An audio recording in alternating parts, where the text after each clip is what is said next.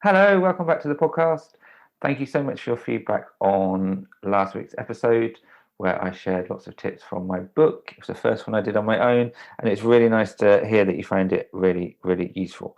Fortunately, we've got the lovely Heidi back today, so the usual fun and laughter will continue. And we're talking about being prepared for any eventuality.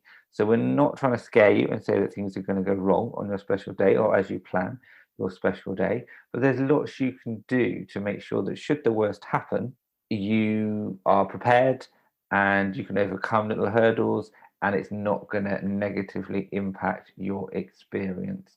So we're going to share some stories.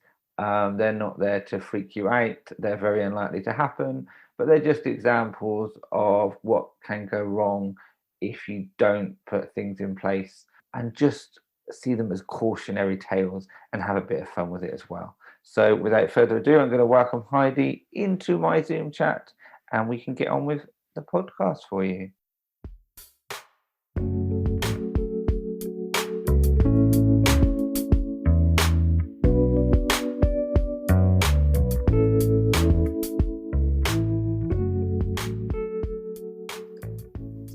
Hello, Ross. How you doing? I'm really good. All the better for having you back on the podcast, Heidi. Are you doing all right? I'm doing okay. Thank you for your understanding. You know, sometimes we do have to take a step back. So, yeah, thank you so much for doing the last podcast solo. That's all right. It's about time. I've been doing it for years, so it's about time I should step out and do it on my own. So, yeah. The limelight. How did it feel?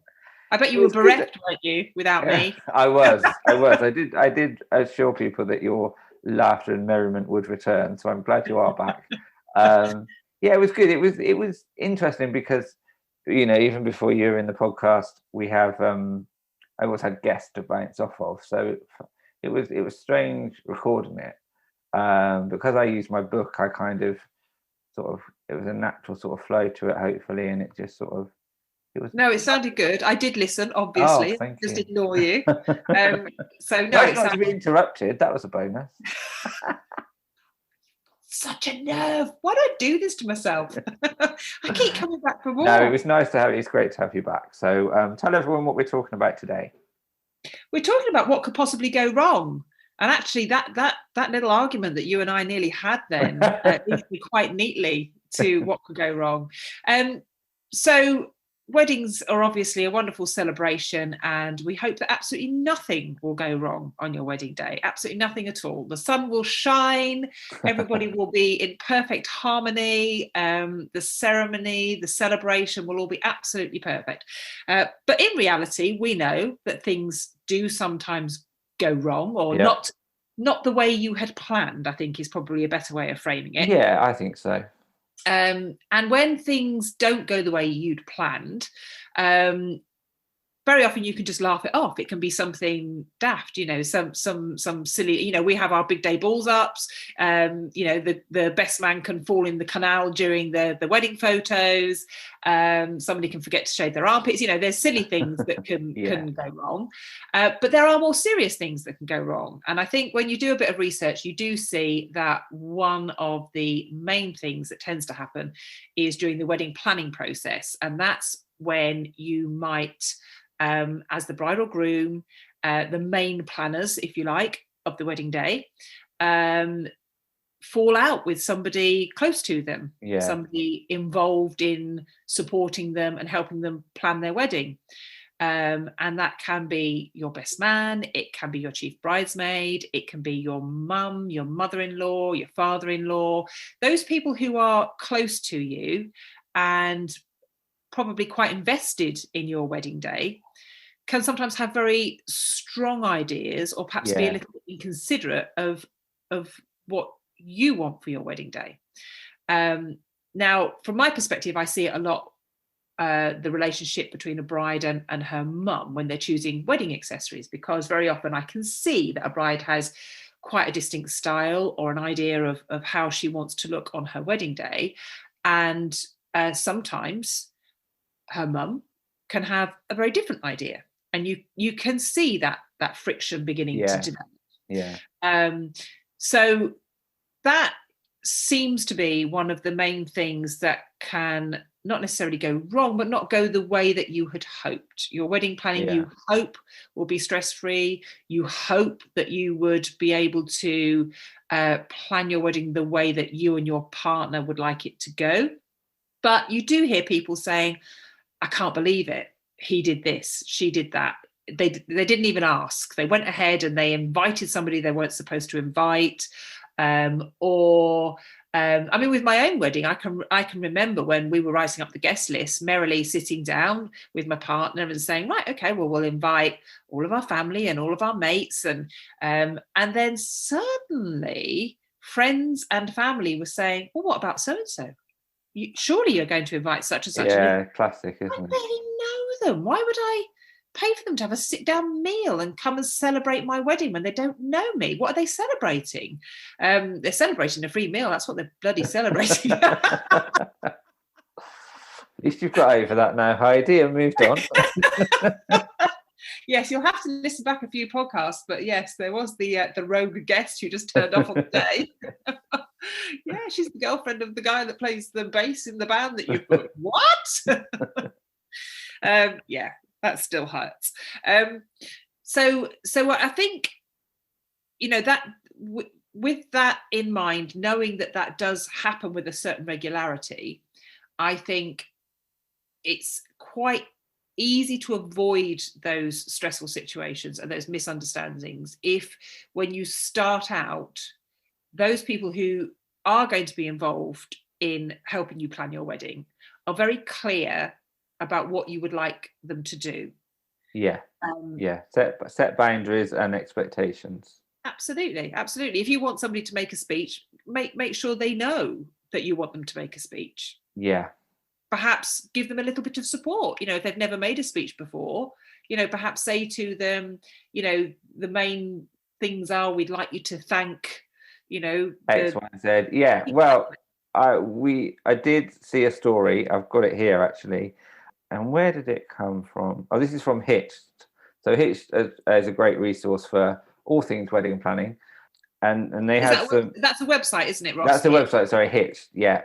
And we'll put all the links in the details of this podcast and in our social media. So if you are in a panic about what to do and you've got problems, then you can come to us, but you can also go to certain websites that we'll reference throughout the show.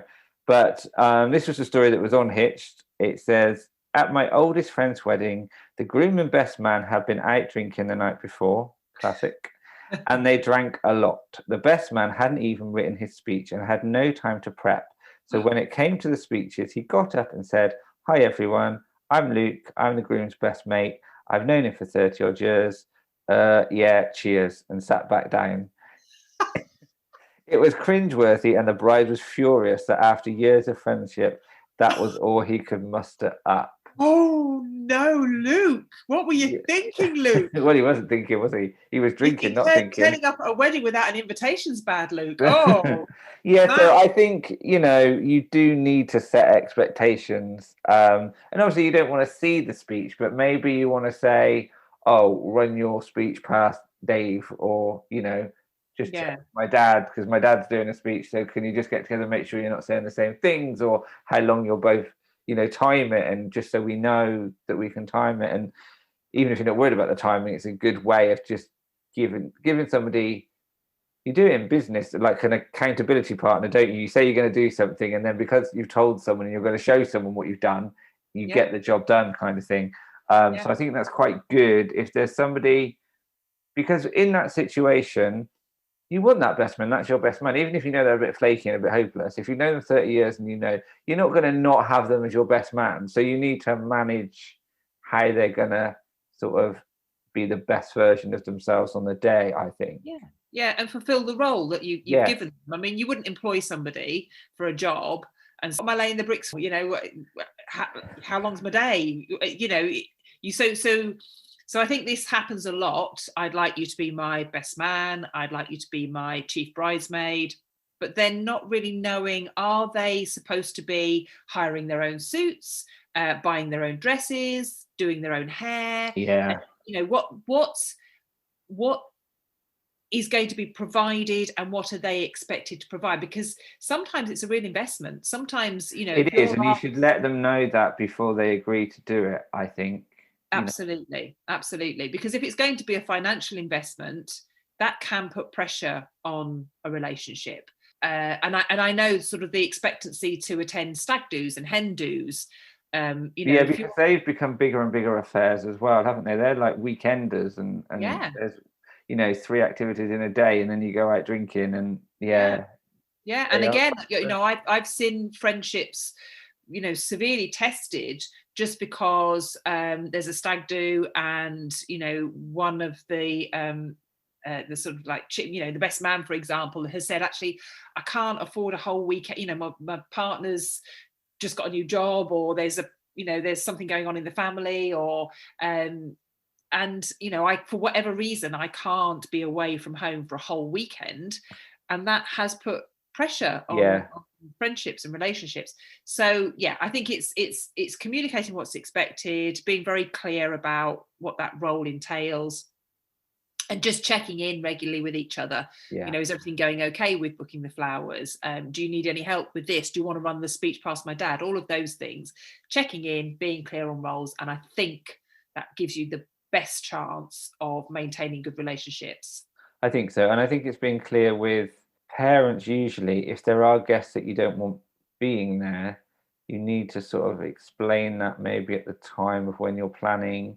Don't get near the time and say, well, haven't you invited X, Y, and Z, when you don't really know them. Like you said, there needs to be that conversation and an explanation, and there might be a compromise. It might be, okay, if it looks bad on you that they're not there, that's fine, but maybe you pay for their meals, or do you know what I mean, cover the cost of them coming, or it's finding a resolution, isn't it? Because you don't want anybody to feel uncomfortable. And again, I know myself that when we were planning our wedding, we were asked if we were going to invite so and such people that we didn't really know, but our families or our parents were saying, well, we went to their son's wedding, or we went to their daughter's wedding, and there is an expectancy that invitation would be extended.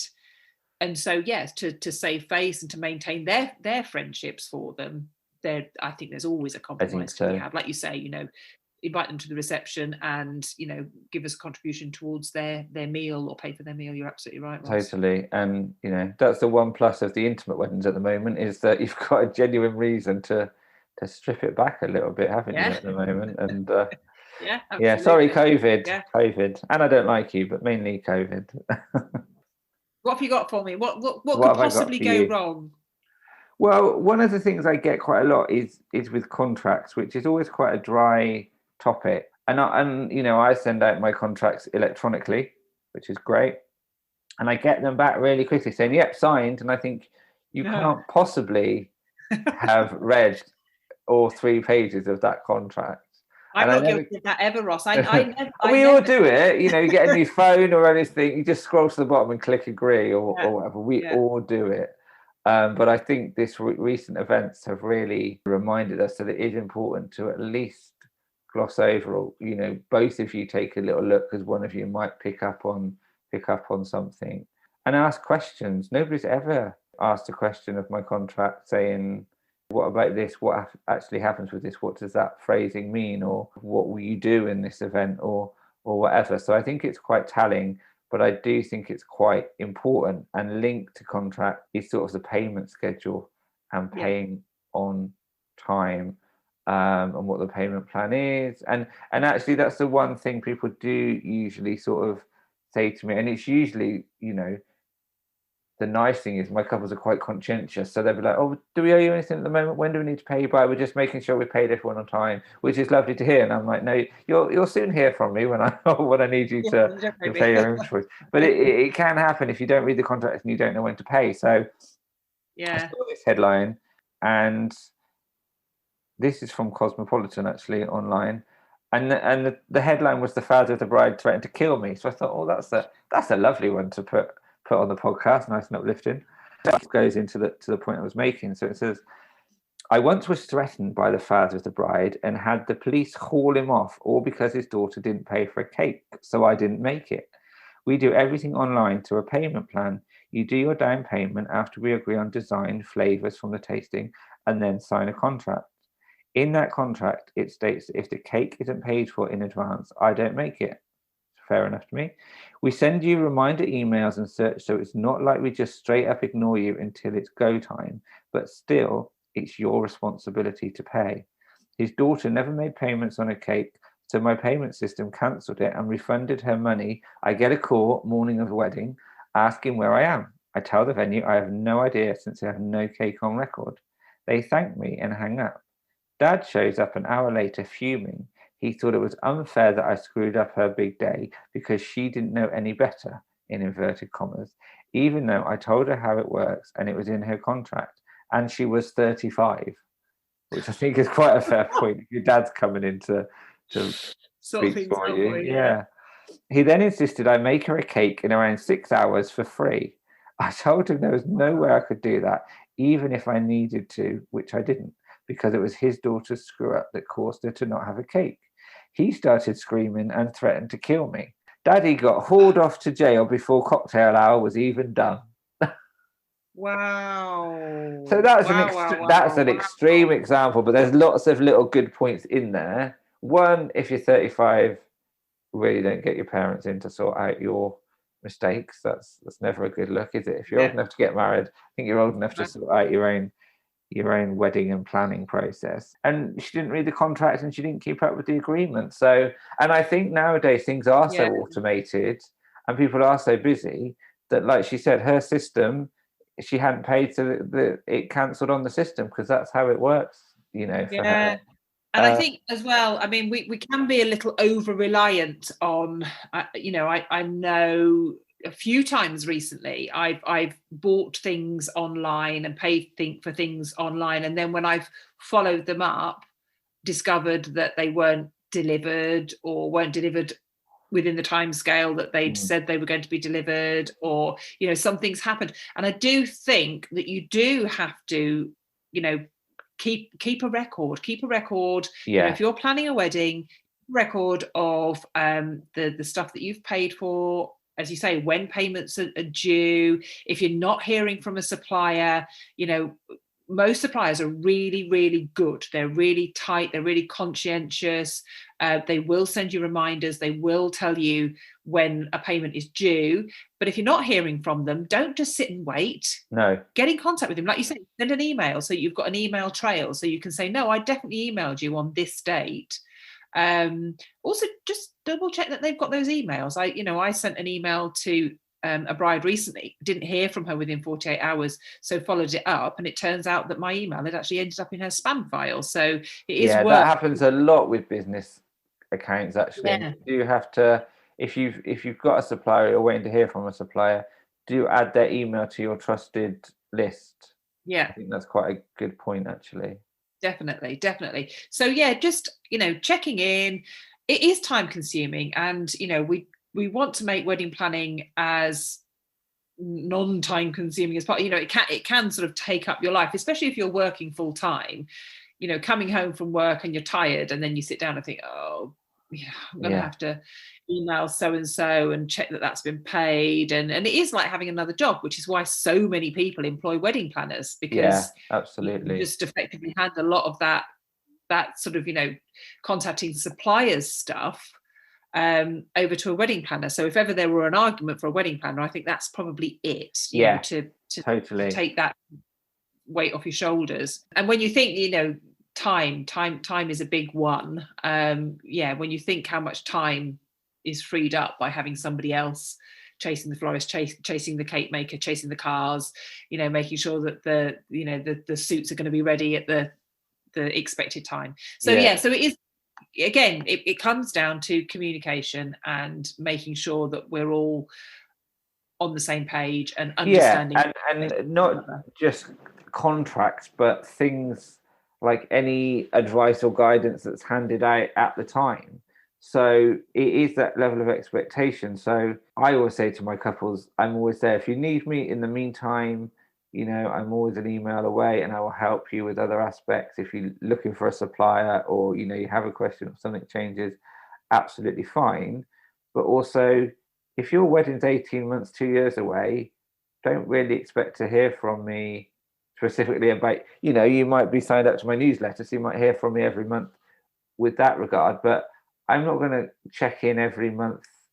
I just assume everything's fine, and then when it's time to book your pre-wedding shoot, we'll do that. When it's time to sort out the group shots and the finer details, we'll do that, and then we'll be there on the day. But know when you need to touch base with different suppliers, because if you book so far in advance, you don't need to speak to them for a while. But the same goes if things do change, then obviously you do need to let everybody know that's impacted by it.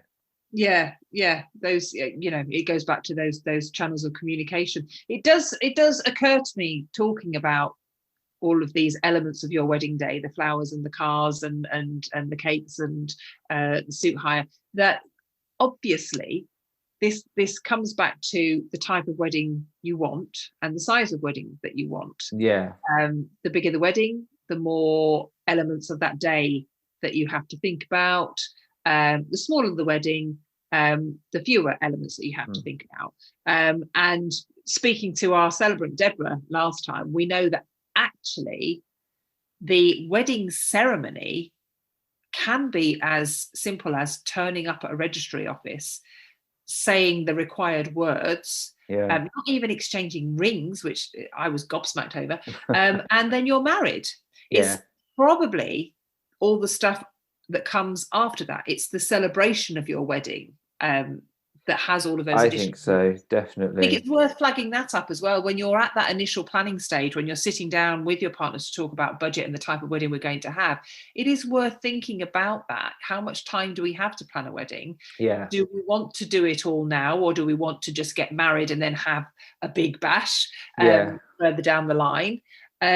So you might want to separate your wedding day out. You might want to just get married with the number of people that are required for that to be legal. And then, as we know at the moment, a lot of people are choosing to do that, to just get married in that small window that we might have. And then have the big celebration, the big party next year or 6 months down the line. So again, it goes back to that sort of initial sitting down with your partner and saying, oh, this is really exciting. Let's suck all the joy out of it. And talk about how much money we've got. But also it's the same. It's the same, like you say, if you're having it really bespoke and not off the shelf, you've probably got more suppliers to juggle. Whereas there are companies that will do a lot. You can go to a company and now you can have their resident photographer, the resident DJ, stylist, and that's fine. It's probably a little bit more run of the mill, I would say, but then you're dealing with half the amount of people, even less than that, because you've got one point of contact for all of it, and it's at their end to juggle all the probably less people to pay. So it's totally up to you. There's pros and there's no right or wrong way. It's just being aware of the consequences of different types of weddings, I think. But contracts is an interesting one, Ross, because I don't think, when you're first thinking about planning a wedding and getting married, I don't think contracts is something that springs to mind. But of course, it's a really important element of protecting yourself, and it's peace of mind, isn't it? It's peace of mind. That's what you don't want to be planning, thinking what if. And that's kind of what we're doing today, is trying to giving you tools to take away those what ifs. So trying to make sure your day goes as best as it possibly can, without stressful elements. And knowing that if things happen, you can deal with it. Absolutely. And a lot of things, as we say, a lot of things, if they don't go the way that you'd anticipated, are things that you will look back and laugh about. And like I said in my last episode, you focus on the things you can control and plan for them, and if you can't control it, it's not worth stressing. The main one being, as you were going to talk about, weather. Absolutely, so I mean, I think you're the expert in this field, Ross, really, because not because I'm a meteorologist. What's the weather doing today, Ross? But it's a big one. I mean, you barely hear a conversation around somebody's up and coming wedding without somebody saying, oh, I do hope the sun shines for them. I do hope it's a nice day for them. Oh, have you seen the forecast? It's going to be awful. Storm Brenda's coming in. And that's not an unwanted guess. That's an actual weather phenomenon. But it is, it does seem like it's this sort of overarching concern. What's the weather going to be doing? And actually, I would say, as a layperson, as a bystander, as somebody that just looks at people's gorgeous wedding photos, the ones that I really love and I really get excited about are the ones that are a bit crazy and a bit stormy, and you've got dramatic skies, and you've got the light glinting off of the rain, and you've got the splash of a puddle. I don't know, it just adds texture and excitement and something a bit interesting. I think definitely. How do you find it? Do you find that your couples get overly concerned about what the weather's going to be doing on their wedding day? I talk to them a lot about it to make them excited whatever the weather, because I think if you're in a creative mindset and you're in a sort of let's just make the best of it mindset, you will make the best of it and you will get fantastic photos. So I tend to go with the vibe of the couple. There's no such thing as bad weather really for photography. Yes, an absolute storm the whole day isn't ideal, but like you say, make sure you're in a venue where there's some indoor places that lend themselves to photography, or somewhere in a bit of shelter outdoors. Even in the porch of a nice hotel can be a cracking photo. Like you say, puddles. I've done lots of puddle photos. I love photos with umbrellas. I think there's something really romantic about huddling together under an umbrella. It kind of embellishes that weather in the storm together element of marriage, doesn't it, really? I think. And people say, like you say, lovely day for a wedding, and I think I'm going to put you all in the shade in a minute and you'll be wondering why, but people don't look good in bright sunlight at all. If there's no clouds in the sky, it makes my job a lot harder. If there's clouds in the sky, you don't have to worry where the sun is so much because the light is even, so you can turn people. You can have that backdrop, or you can have the backdrop of the venue, or there might be something more scenic, and you can do both. Whereas when the sun's shining, you've got to really sort of consider, you're compromising. Do you want the nice backdrop and sort of the lighting isn't perfect, or do you want the lighting to be perfect but you don't get the scenery that you're after? So with a cloudy day, you do get the best of both worlds, really. And it's just being aware of that. I always find people getting married later in the year, in sort of autumn and winter, are much more practical and realistic about the weather. And I think it can rain at any time of year in this country. Oh, so you can't book an August wedding and then be shocked that it's raining, because it's not going to be unprecedented at all. So you've always got a plan for a little bit of poor weather. Very few weddings I've done, if any, it's been non-stop raining. There's always been a pause in the rain, and as you say, the light is amazing in between rain showers and stuff. You can get those fantastic weather apps now as well. I did a styled shoot last year in that little tiny window when we were able to do things like that, and it was an outdoor wedding. It was an intimate outdoor wedding in Woodland, published on the Brides Up North blog, just saying. So we planned it, and it was I think July.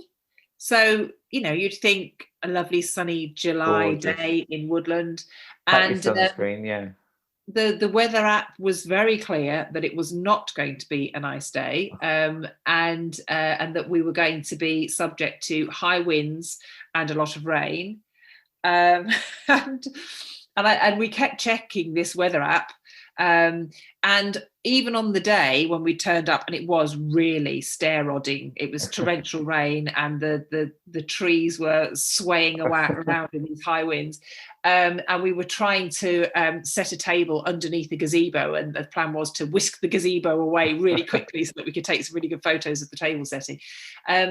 But this weather app was so accurate; it was amazing. I could literally see the gaps in the cloud, because you could do a satellite setting. So you'd see the clouds coming over, and we'd be shouting, "Cloud clear in 10 minutes, go, go, go." And everybody running to position and dragging the models out of shelter to get them in position for this 10-minute window of non-torrential rain. But the photography, Ross, when we got the photos from the photographer, I will name check her, Charlotte Palazzo Photography. But yeah, when we got the photos, I was looking and thinking, I know that it was horrendous, that the weather was absolutely horrendous. It looks like the most beautiful day. Yeah. You just wouldn't know. The lighting was perfect. It was just absolutely gorgeous. And if you look really closely, you can see the torrential rain running down the tree trunks. But only I know that. Only I know that was happening. So yeah, absolutely. Weather apps all the way. So if you are looking weather for apps, let your photographer know what you're up for and what you're not up for. Are you just going to hide indoors and not venture out? That's fine. Are you going to grab some wellies and go out and have some fun? That's fine. Are you going to pack a change of outfit or some layers or something? So all those little things, think about them and talk to your photographer about it, and then there's a plan of action. I think that's really important. Yeah. So don't be put off by weather at all. It's not going to ruin your day, really. No. Only, I suppose, if you're having a totally outdoor wedding without anything undercover. But I don't know how many people actually do that nowadays. And again, I think knowing our climate, you would be wise, if you are planning an outdoor wedding, to have something in place. Sort of think about the people that are going to be at your wedding. Are you going to have anybody at your wedding who has mobility issues? Are you going to have anybody at your wedding for whom being outdoors in a cooler climate would be an issue? And just think that through. Think about perhaps those people just come to the ceremony, which might be undercover, or think about making sure that you have got a little bit of shelter, a sheltered structure, which can make a big difference on a windy day. Just a little bit of a windbreak or anything like that. Yeah, absolutely. I mean, you wouldn't go to the beach on a day in the British summertime and not, I mean, we all do it, don't we? You take your water, you go with your bikini, but you're going to take your waterproofs, and you're going to take your sun cream, and you're going to take a cap, and you're going to take a windbreak, and you're going to take something warm. So your wedding day is no different. If you're planning an outdoor wedding day, then you've got do let those people know, like you say, if there are people with disabilities or people who are older who will struggle with the colder weather or chill, do let them know if that's a possibility. Don't let them turn up unprepared either. If they think they're going to be in a beautiful hotel room and actually the ceremony is outdoors on a breezy October day, that might not be good for them. So do let them know those sort of things that will sort of impact them. I think that's really important as well. Definitely. So whatever the weather, you'll be absolutely fine. Together. Oh, I don't know where that came from. So my sort of next, what could possibly go wrong is the budget. Again, not the most exciting of topics to be discussing on the podcast, but it's very real and it's very important. And we touched on it when we were talking about the bridal party and the expectations on what are they going to be paying for, what are you going to be paying for, can they afford an elaborate 3 days stag do to Turkey?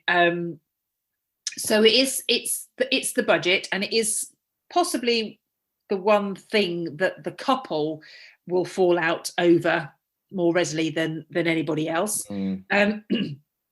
So we go back to that first stage planning, really. We go back at thinking about the budget. How much do we want to spend? Are we going to have to borrow? How are we going to pay it off if we are going to borrow? Would anybody else like to contribute to our wedding day? Perhaps instead of a dinner set, would somebody rather put that money towards helping us have the day that we want? Good idea. Where are we spending our money? What are the important elements? For one part of the party, it might be the flowers. It might be that you want a huge flower arch outside your venue, or a gorgeous bouquet and all of the trimmings. If that's really, really important to your partner and that's where they want to spend the money, there might be some compromises that need to be made. Perhaps the stationery isn't quite so elaborate, or the cake isn't quite so elaborate. Perhaps we're going to ask people in our friends and family circle who are talented at dressing tables or styling an event or making a cake, or there are a lot of elements to our wedding day that we could possibly ask for friends and family to take care of. Although I would recommend you don't ask friends and family to take the photographs. No, please do not. No, I will say, even if they are a professional photographer, do not ask them to be a guest and bring their camera. I've done that before. Well, I've said this before. There was a couple of the big day balls ups. I offered to do it, but it was hard because I didn't know if I was a guest or working, and it just didn't. They got some lovely photos, but it didn't work for me. Yeah. Sometimes I wanted to catch up with mutual friends and chat to them, and times I felt I couldn't. And so I think have a photographer that's separate, that's not attached or related, I think is best. So it really is, again, it's having those conversations, it's setting those expectations, it's being honest with one another about what you're spending, where you're spending it, when you're going to be spending it, what's important to spend on. Is it the food? Is it the photography? Is it the flowers? Is it the dress? Is it the suit? It's knowing your priorities and getting the best from your budget, as opposed to just trying to cut corners and save a few quid where you can. I think there's a difference between the two. And is it that you have a small wedding? Is it so if you've got a modest budget, have a modest wedding. Nobody is going to this is, if we go back to this is your day. If you want to have a small modest wedding ceremony and a more elaborate celebration, or you want to combine the two, you just have to have these conversations and do a bit of research. How much do these things cost? Do we want a modest venue? Do we want a grand venue? So it really is doing your research, having those conversations, and being kind to one another. Marriage is all about compromise. It is all about listening to one another and taking into account what's important to your partner. And if somebody desperately doesn't want to spend money on something, listen to them, have the conversation about why. You state your argument, they state their argument, and then you come up with the ideal solution. So budget is a really big one, and it is so important. You don't want to start out having really fallen out about your budget, about your wedding budget. You also don't want to saddle yourself with a ton of debt. No, that's not if you haven't got a clear plan of how to pay that debt off. If you can saddle yourself with a ton of debt if you're confident around a good payment plan. But yes, just don't do it if you haven't got a clear plan of how you're going to pay that budget off and protect yourselves financially going into your married life together. Yes, that's so true. And it sort of links to a really good article I saw on Love My Dress, and it's from a wedding planner called Katrina Otter. I hope I've pronounced that both correctly. And hopefully you won't need this, but it's about what to do or how to break up with a wedding supplier for any reason. So I think it's important, obviously, you do your research, you read your reviews, you have your consultation, you look around, don't make rash decisions. But like Katrina says in her article, there are times when you might need to change supplier. It might be to do with your budget has changed for whatever reason, or the style of your wedding, like you say, might have changed and they might not fit in with it. You might have moved your wedding to a different location for whatever reason. And obviously there's the odd occasion where something has happened with your supplier, miscommunication, and you've sort of fallen out with them. And it's a really good article in just what to do if that happens. And the main thing is to be considerate to them. I know, if you've fallen out with someone, you don't want to be inconsiderate. But if you're moving on through no fault of the supplier, just because you've got to change your budget or a style, be open and honest, which I think we always say. But that's really important. Just say our budget's changed, we can no longer afford you, or your work doesn't quite fit with what we've gone for. But be honest, do it as soon as possible, because obviously then again they've got more chance of rebooking that date. So you're giving them a chance of recovering costs. And again, read your contract, so know that you've probably forfeited some money, and depending on where down the line you are, you might still be liable to pay a bit more. So make sure you're aware of that. What was interesting is she said to, instead of phoning someone up, especially if you've fallen out with them, is to write an email and then leave that email and come back to it when you're feeling a bit calmer about the situation. So if something's been a bit heated or you're fuming for whatever reason, don't sort of get on the phone and have a rant. Email, leave it, and come back to it, and make sure it's as civil as possible. And I think email is really important because you've got a written trail. So if there's miscommunication, you said, on the phone you said this, and things can be misinterpreted. And even though the tone of an email can be misinterpreted, what people have written is what they've written. So it's a bit more clearer, and you've got that as evidence. So that was just a really good article for if something goes wrong with your actual suppliers, because we always talk about how we both work with fantastic suppliers and passionate about putting couples in touch with the right suppliers. And there are the occasions where it doesn't work out, and it's good to have a plan for if that does happen, because the last thing you want to do is get to after your wedding day and wish that you changed your supplier, or it wasn't quite the right fit. Absolutely. And just to really reassure people, when that does happen, I had it happen recently with a bride who had commissioned me for a bespoke piece, and they discovered that her partner was about to be made redundant. And so they had to rethink their budget. And one of the things that they thought about was things like those luxury extras. Yeah. And so she contacted me. And you are a luxury extra, aren't you, Heidi? That's what you add to the plate. I'm very luxe. I'm incredibly luxe. But to be honest with you, my first thought when she contacted me to say that her partner was about to be made redundant was, oh my goodness, that's awful. That's horrible, and I hope they're okay. And and I hope that they can, because she'd got in contact with me as soon as she knew. She didn't leave it till the last minute. She didn't come at it from any point of aggression, or it was just genuinely, I'm so sorry that this has happened, but it's happened, and we just felt sad about it, and hoped each other would be okay, and that's it, and then you move on. So I just want people to know, don't be afraid of your suppliers. We have a heart. We do, and actually with the wedding industry, that's why we're in the industry. And a lot of us are just sort of small businesses, usually, one of us sole traders. So we do understand, we know what it's like, but also we appreciate that little bit of consideration and that advance sort of notice. Things happen just day to day. Things happen. And so things have happened to us, to suppliers. And things happen to other people. So we understand.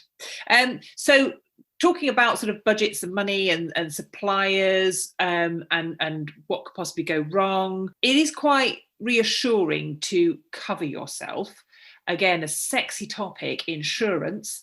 But, we insure ourselves against all sorts of eventualities. And I think it probably is quite a good idea to insure yourself against things going wrong on your wedding day, because you are investing a lot of money in a lot of different things.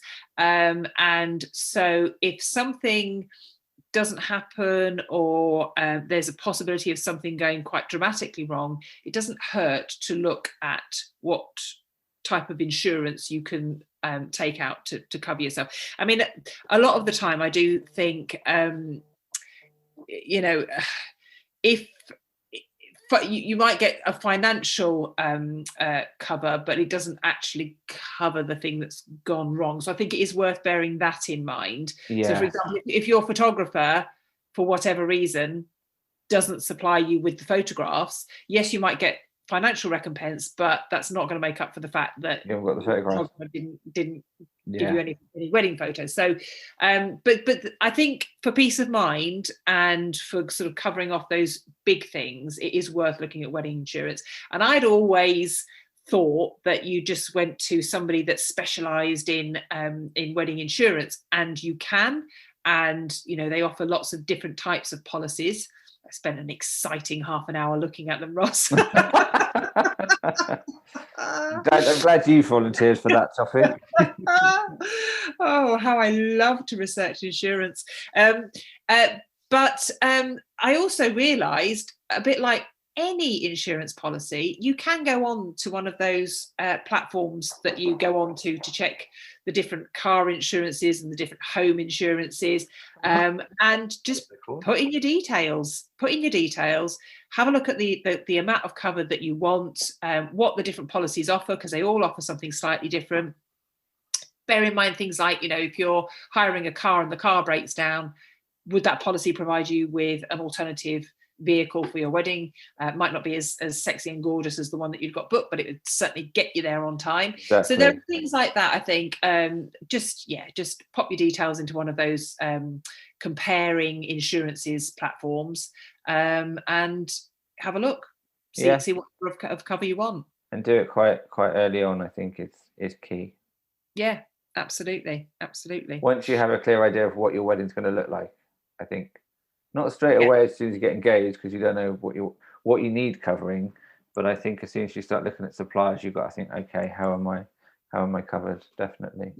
Yeah.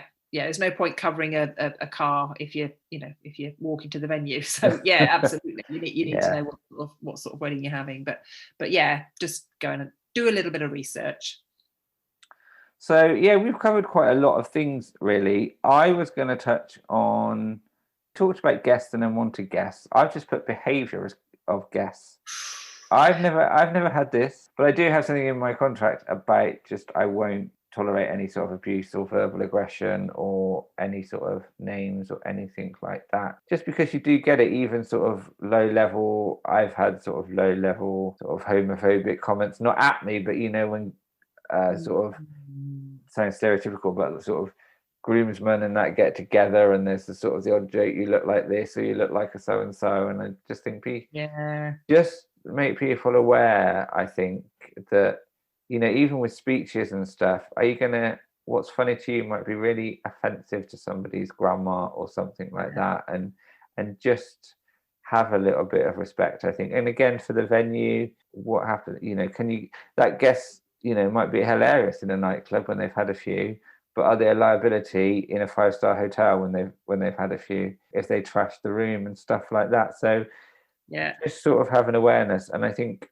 Heidi, you've got a bit of a big day balls up that you can share with that. So time for the jingle, which we missed last time, so we'll make the most of the jingle. And then you can go into your story. Heidi and Ross's big day balls ups.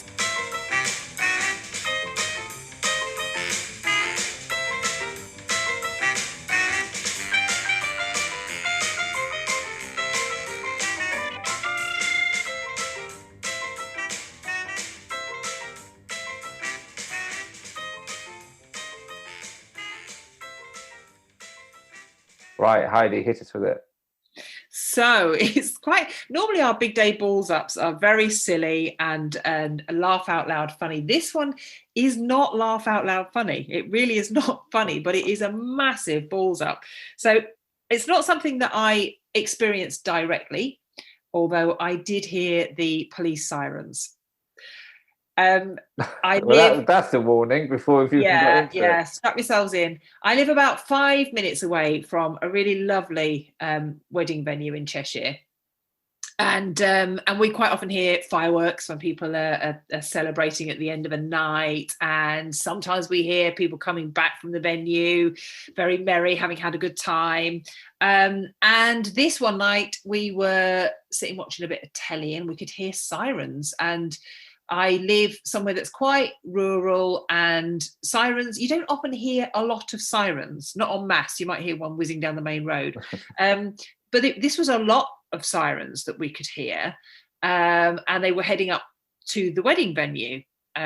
So my husband and I sort of scratched our heads and went, oh no, that doesn't sound good. Hope everybody's okay. I hope nobody's had an accident, nobody's fallen ill. And these sirens were pretty full on and continuous. And then locals started to talk, and somebody said, "Oh, I've just seen a riot van go up to the venue." And we thought, now hang on a minute, this isn't somebody that's choked on a chicken bone. This is, it wasn't ambulances, this was riot vans going up to this wedding venue. Anyway, it transpired that a fight had broken out at this wedding before the drink had really started flowing and any sort of celebrations had started happening. And it was a family member who people had concerns about in terms of the relationship that they had with other family members, who had from the outset made it very clear that they were going to be challenging and aggressive and unpleasant. Oh dear. And this fight had broken out, and the riot vans turned up because the mother-in-law had attacked one of the initial police officers that had been sent to just try and calm things down. Oh my goodness. So this poor couple saw their bridal party arrested and put into the back of a riot van and driven off. And the wedding was cancelled. The venue obviously said, "That's it, thank you very much, off you go." This couple did not get their wedding celebration. They were married, but they did not get any form of celebration. So that's a fairly horrific balls up to share with everybody. Oh my goodness. But I think it goes back to that initial planning conversation before the wedding day, perhaps talking about. I think weddings really heighten feelings, whether good or bad. I think wedding day is like a melting pot of emotion, isn't it? And if there's tension to start with, and sometimes you're bringing people together who haven't seen each other in a very long time, and who haven't resolved issues that they have with one another, whether that's a friendship or a partnership or a marriage. And if they haven't resolved those issues before your wedding day, and the first opportunity they have to address those issues is at your wedding, you know the people who are struggling with one another's relationships before your wedding. So it's probably worth considering that, having those conversations. And it does come back to conversations, planning, expectations, communication, being aware. It's not easy planning a wedding. It really isn't easy. And I often say, if you've never planned a big event before, if you're having a big wedding or even a medium-sized wedding, this is all new. We've never done this before. We've never tried to coordinate food and photography and music and entertainment. And this is like putting on the BAFTAs. You're putting on an event. And I've said, when you do successfully do it, think of what else you can achieve after you've planned a wedding, because it is such a monumental achievement. Yeah, it's definitely one to go on the CV. Yeah, I think it is. I planned a wedding. Yeah. Beat that. Yeah, absolutely. I planned a wedding for 50 people. Ask me what my skills are. I've got loads. But yeah, absolutely. I think stick it on your CV.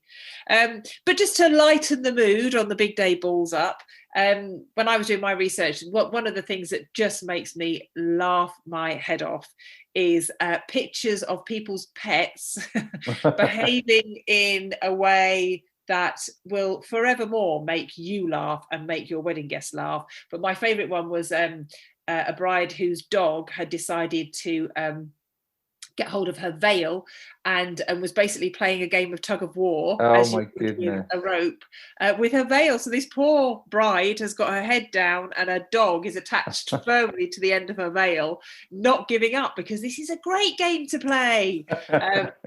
If you've got a pet, if you've decided to have a pet at your wedding and they've decided to poop in front of the photographer, or they've decided to play tug of war with your veil, we'd love to hear about it. We love the uplifting, the funny, the ridiculous for our big day balls ups. Yeah, get in touch. And then we will see you in 2 weeks' time with more big day balls ups and lots more wedding wisdom. Nice to have you back, Heidi. Nice to be here, Ross. Love to see your smiling face. Take care. Bye-bye. Bye.